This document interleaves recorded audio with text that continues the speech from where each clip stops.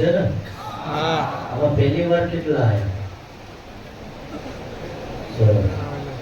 જો ગેરમાર્ગે જતો રહ્યો હોય અને 17 જગ્યાએ કદાચ જોવરાયું હોય, બાધા લીધી હોય, પગે લાગ્યો હોય, થોડા ને જવા દે. હેલો ઓલી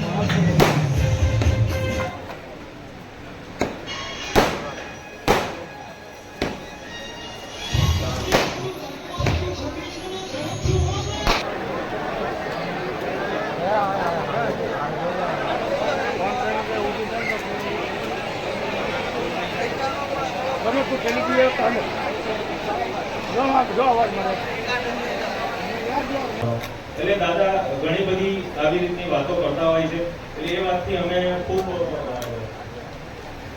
પ્રભાવિત થઈને પછી અમે આ ગીત બનાવ્યું છે. આ ગીત એવું નથી કે એક દિવસમાં બન્યું હોય. આ ગીત અમને બનાવતા ખાસા મહિના થઈ ગયા છે, કેમ કે અમે આને એક એક વસ્તુનું ધ્યાન રાખ્યું છે.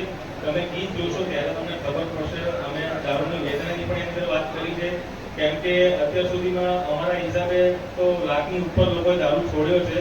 ઓફિશિયલ આખો આ લોકો પાસે જે છે એ પ્રમાણે અલગ છે, ઓછો આંકડો છે, પણ અમારા હિસાબે તો લાખથી વધારે માણસોએ અહીંયા આગળ આવીને દારૂ છોડ્યો છે. તો એટલે અમારા હિસાબે લાખ લોકોએ દારૂ છોડ્યો એટલે 1 લાખ પરિવાર અત્યારે સુખી છે. જે મોટા મોટા અધિકારીઓ છે, જે અમારા કચ્છના મોટા મોટા મીડિયાના કર્મચારીઓ છે, નામ ના દઈ શકાય એટલા માટે, પણ એ લોકો દિવસમાં એક બોટલો પીતા કે દાદા મારે આમાંથી બહાર નીકળવું છે, અને બીજા દિવસથી એમને દારૂની સુગંધથી નફરત થવા માંડી. આ ખરેખર એક જે જાગૃત તત્વ છે એ કામ કરે છે. બાકી મેં કે મારી જિંદગીમાં નથી જોયું કે કોઈ મંદિરે દારૂ છોડવા લોકો પડાપડી કરે. જાણે અંદર 2,000 રૂપિયા નોટનું કંડલ આપવાનો એવી પડાપડી અહીંયા થાય છે. એટલે કંઈક તો વાત છે આ મંદિર. તો ચલો જય દાદા બહુ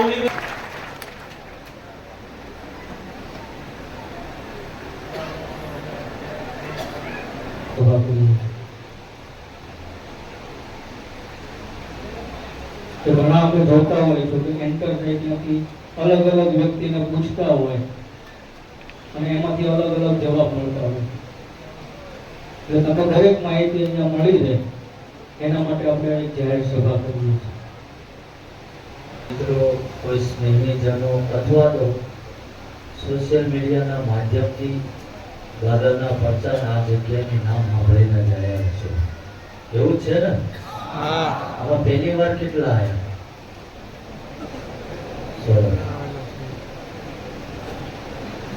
તમારા માટે કદાચ નવાઈની વાત હોય તો અમારા માટે રોજનું છે.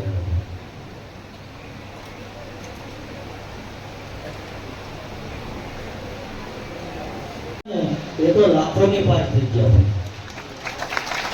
જેને સુધરવું છે એને શું છે? એક 4 શબ્દો આના લાગી જાય તો જીવન ધન્ય થઈ જાય.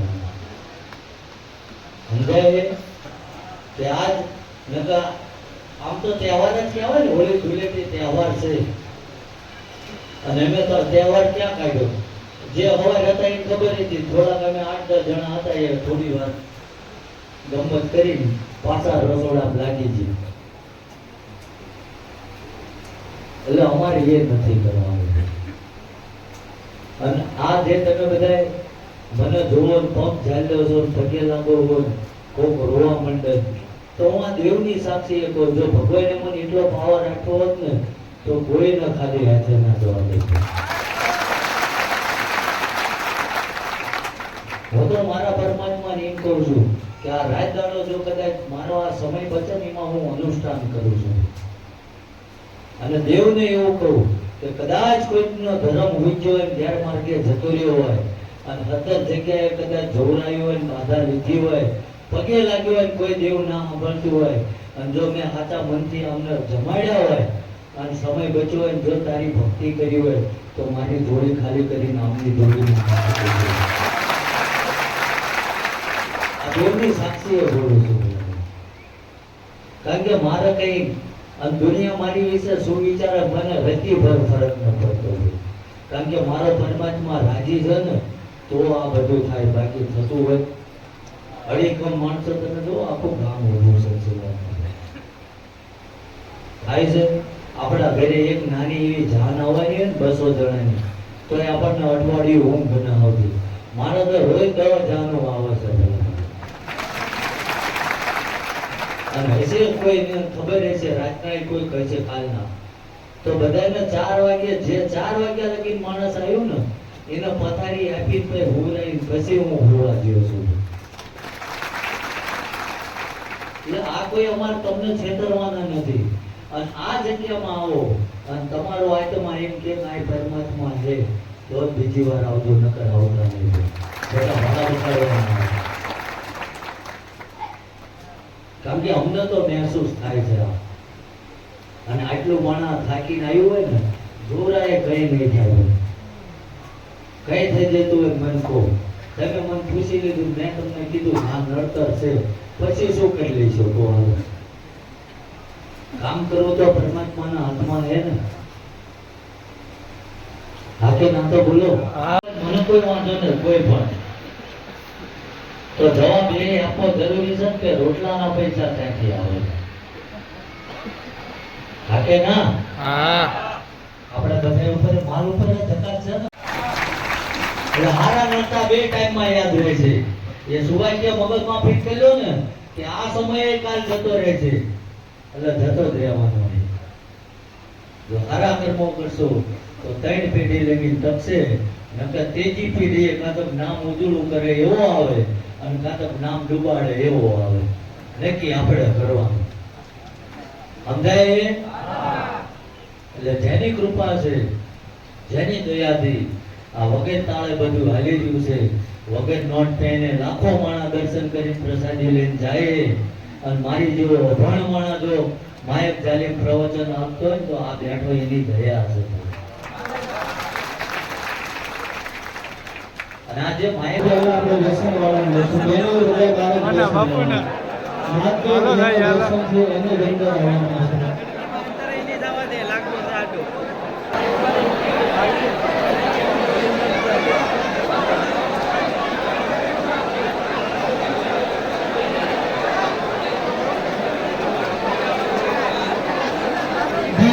ધક્કામુક્કી કર્યા વગર આપણે અત્યારે આવીશું. એથી કેવો આપણે ઊભો રહી ગયો દરેકનો વારો આવી જશે. 5-10